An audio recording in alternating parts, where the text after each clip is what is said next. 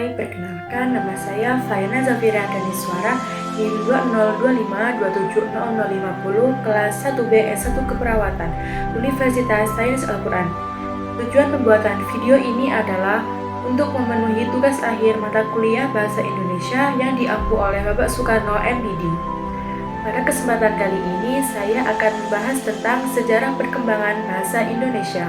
Bahasa Indonesia adalah bahasa nasional. Bahasa Indonesia berawal dari Sumpah Pemuda 28 Oktober 1928 yang mempunyai fungsi majemuk, yaitu menjadi bahasa negara, bahasa resmi, bahasa penghubung antar individu, bahasa pergaulan, dan yang tak kalah penting sebagai bahasa pengantar di semua sekolah di Indonesia. Bahasa Indonesia dilatar belakangi oleh beratus-ratus suku bangsa yang masing-masing mempunyai bahasa.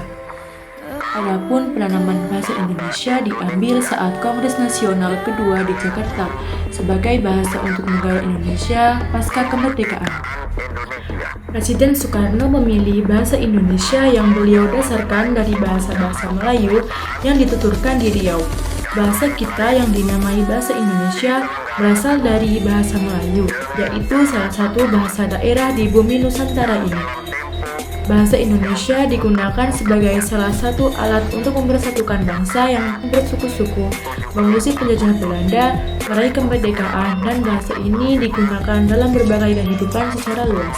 Selanjutnya, ada 4 faktor bahasa yang digunakan dalam berbagai kehidupan secara luas. Yang pertama, bahasa Melayu merupakan lingua franca di Indonesia dan bahasa perdagangan. Yang kedua, sistem bahasa Melayu sederhana dan mudah dipelajari karena dalam tingkatan bahasa seperti dalam morfologi, fonologi, sintaksis, semiologi, etimologi, logika, dan ejaan bahasa Indonesia.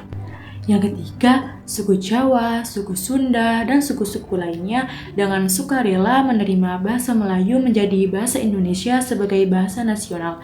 Dan yang terakhir, bahasa Melayu mempunyai kesanggupan untuk dipakai sebagai bahasa kebudayaan dalam arti yang luas. Selanjutnya ada beberapa masa kerajaan dalam perkembangan bahasa Indonesia. Yang pertama, bahasa Melayu sebagai cikal bakal. Pada masa kerajaan awal di Nusantara, bahasa Melayu telah digunakan sebagai bahasa komunikasi antar daerah, dan bahasa ini menjadi dasar dari bahasa Indonesia modern. Yang kedua ada penggunaan dalam prasasti.